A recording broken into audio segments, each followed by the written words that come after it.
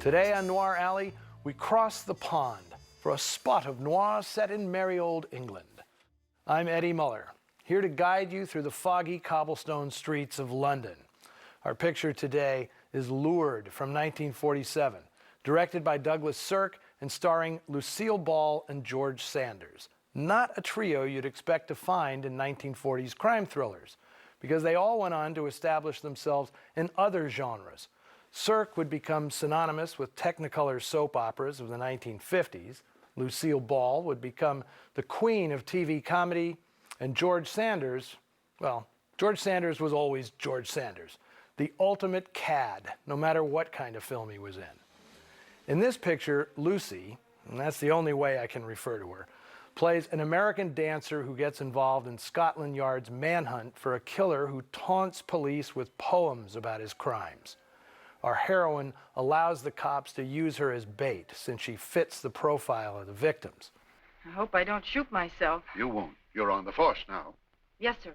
The film is very similar to 1944's Phantom Lady, in which Ella Raines is an amateur detective slinking through nocturnal Manhattan, trying to clear her boss of a murder charge. Now, the characters played by Ella and Lucy have a lot in common. Smart and spunky gals navigating a demi-monde of sinister eccentrics, one of them a murderer. Robert Siodmak directed the influential Phantom Lady, so it's intriguing to note that Lured is based on another Siodmak film, 1939's Piège, the last film he made in France before emigrating to Hollywood. In the title sequence, you'll see a story credit for the Frenchman, Russian, and Hungarian who wrote Piège. Now, this film had an arduous trek to the screen.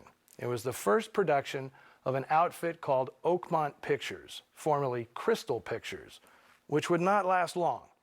The company was created by James Nasser, who with his 6 brothers had created one of the most prominent movie theater chains in California, the Castro Theater in San Francisco, where I host my annual Noir City Film Festival, was built by the Nassers in 1922. Brother James wanted to expand from exhibition into production, and he partnered with a fledgling producer named Henry Kessler. They hired writer Norman Riley Raine to adapt Piège, which was also known by the English title Personal Column, since the killer lures his prey by placing ads in newspapers. Norman Raine was top of the line, having written for such prestigious pictures as The Life of Emile Zola, The Adventures of Robin Hood, and The Private Lives of Elizabeth and Essex, all for Warner Brothers. In January 1946, Raine turned in a finished script, and the expectation was for shooting to begin that spring. Scheduled to star was Joan Leslie, her first picture since she'd freed herself via a well-publicized lawsuit from her indentured servitude to Warner Brothers. Leslie, an ingenue for years, was looking for more adult, womanly roles, and this one fit like a tightly tailored gown. In late May 1946, Henry Kessler submitted the finished script to the Production Code Office, and that's when the producers got a rude awakening. Boss censor Joseph Breen rejected it out of hand, calling the sexual content suggestive and salacious. Breen was especially rough on new producers who weren't part of his exclusive boys' club. The project fell into limbo for several months, and Joan Leslie, eager to indulge her new freedom, left to take the lead in repeat performance at Eagle Lion. Nasser and Kessler then sold the stalled project to venerable producer Hunt Stromberg, an old friend of Joe Breen's. Stromberg quickly signed Douglas Sirk and George Sanders, who'd already made 2 films together, Summer Storm and A Scandal in Paris. A stellar supporting cast was assembled, featuring Cecil Hardwick, Charles Coburn, Joseph Calleja, Alan Mowbray, George Zucco, Alan Napier, and Alphonse Berger, who months later would have his role recast and reshot, with Boris Karloff replacing him. It's only a single scene, but Stromberg knew the value of Karloff's name on the marquee. If you will be kind enough to excuse me for a moment, I must prepare myself. Last to be signed was leading lady Lucille Ball, who had just played a similar role at Fox, shining as a spunky and sassy dame in The Dark Corner.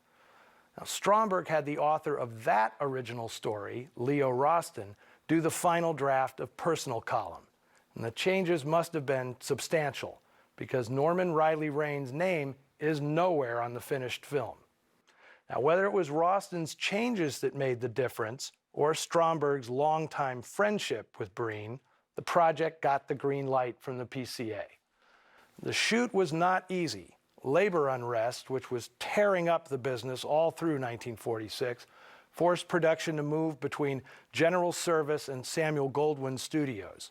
And Lucy suffered a run of bad luck, missing a week with the flu, having an arc light fall on her, and once passing out due to the tightness of the corset she had to wear.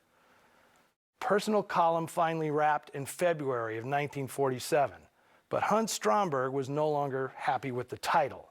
He purportedly staged a nationwide publicity stunt, inserting ads in the personal columns of 25 major newspapers, soliciting a new title. The winner, so the story goes, was Lured. Now, through all the difficulties, director Douglas Sirk's deft hand never wavered.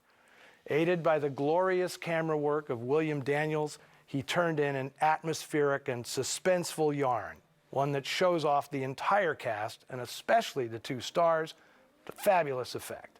Who'd have thought that George Sanders and Lucille Ball would be so sexy together? It's in black and white, it is a crime picture, but the elegance of Douglas Sirk is evident throughout. Here is Lured.